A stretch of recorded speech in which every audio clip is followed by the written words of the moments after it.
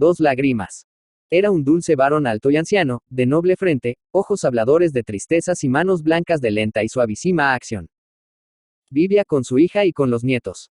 El pueblo era humilde, sus casas, bajas y morenas, la iglesia, decrépita y remendada. El señor párroco calzaba alpargatas y bestia sotana lustrosa sin mangas, y las de la americana tenían la urdimbre muy recia. El anciano salía a los campos en las tibias y quietas tardes del invierno levantino. Los campos eran oliveros, anchos, y sobre las buenas tierras pasaba un cielo limpio y alegre que lejos parecía descender con dulzura purificadora. Y en el villaje silencioso que tenía ambiente de agua y hierbas de acequias, de frutas y mazorcas colgadas en los desvanes, de pesebres cálidos y mulidos, se alzaba ufana una casa de arquitectura flamante, plagio de edificio de ciudad. En la rotonda había labrado un apellido plebeyo lugareño y después le yace la palabra banquero. Cruzaba el pueblo el noble anciano. Sus manos amparaban las manitas de los nietos. Nieto y nieta. Mayor la niña que el muchacho. Y al pasar junto a la altiva mansión mirábala el abuelo y su cabeza se movía suavemente como la cima oreada de un árbol viejo y tenían sus labios sonrisa de pensamiento compasivo. ¿A que esa orgullosa interrupción de la humildad del pueblecito? A mí me da lástima el señor banquero. Contemplabanle los niños, ganosos de seguir caminando. ¿Dónde querían ir los nietos? Ya en el paisaje, los nietos quitaban de los terrones de bancal caracoles vacíos, fosilizados, o comían, a hurto del abuelo, granos lechosos de espigas verdes, o soplaban en tiernas flautas hechas de frágil cogollo de cañas de los vallados. Y si el abuelo se espaciaba mirando un sabio tejido de hebras de araña que al sol vislumbraban, o las travesuras y codicias de las procesionales hormigas, sirviéndole estos sagaces animalios para repaso de gratas páginas del símbolo de la fe, los nietos se impacientaban y hacían las nobles y grandes manos protectoras y le instaban a retornar al pueblo. ¿Dónde querían ir los niños? A ninguna parte, señor. Las criaturas querían ir, seguir, sin cristalización de motivo ni deseo. Ir, seguir como las aguas corrientes, pasando vida, sorbiendo vida y dejando su frescura. Por eso este abuelo de dulce y serena alma, que gozaba la tranquilidad de que nos habla Marco Aurelio en los soliloquios y una proceridad de entendimiento como si la visión la diera desde una callada cumbre, se dijo que su vigilancia y la lentitud de su paso y lo entretenido de sus pensamientos y miradas, eran demasiada disciplina para la borbotante sangre de los netezuelos. Y lo hablo a la hija. Bien que alguna tarde saliera con los chicos, pero no todas, renunciaría al grupito patriarcal. Ya por las tardes, la madre lavaba y vestía a los hijos, besaban estos la noble mano anciana y decía la madre a la niña, anda, Luisa, acompaña a tu hermanito. Enfermo el abuelo, mucho tiempo padeció dolores de vejez. Sano, y el brazo de la hija le dio dulce sostén en sus lentos paseos por los campos tendidos y oliveros.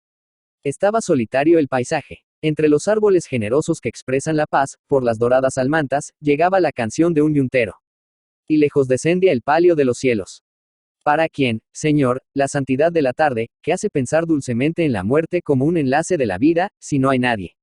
Y el anciano poblaba los senderos y los sembrados de nietos vivos, de sus padres, de su compañera, y de los hermanos muertos, y todos olían a trigos verdes, a tierra labrada, que daba humedad de sus entrañas y de raíces trozadas y descubiertas por la reja, y las frentes y las mejillas tenían claridad de oro de sol y de azul de los cielos tranquilos, y todos participaban de la serenidad del alma del abuelo y de los campos.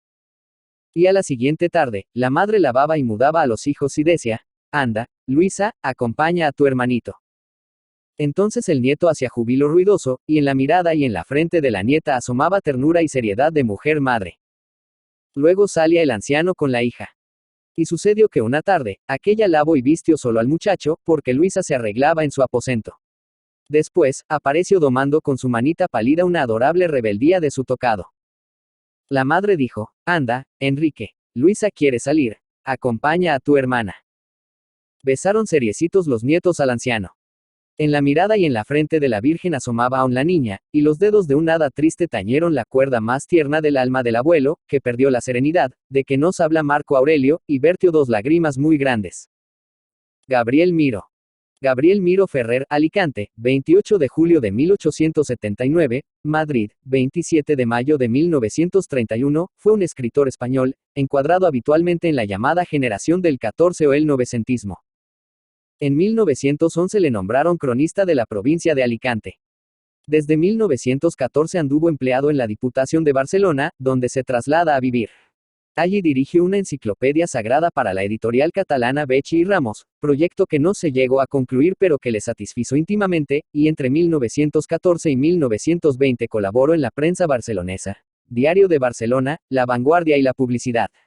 Conoce allí al editor de muchas de sus novelas, Domenech. Se trasladó a Madrid al ser nombrado en 1920 funcionario del Ministerio de Instrucción Pública y allí permaneció los últimos 10 años de su vida. En 1921 era secretario de los concursos nacionales de ese mismo ministerio.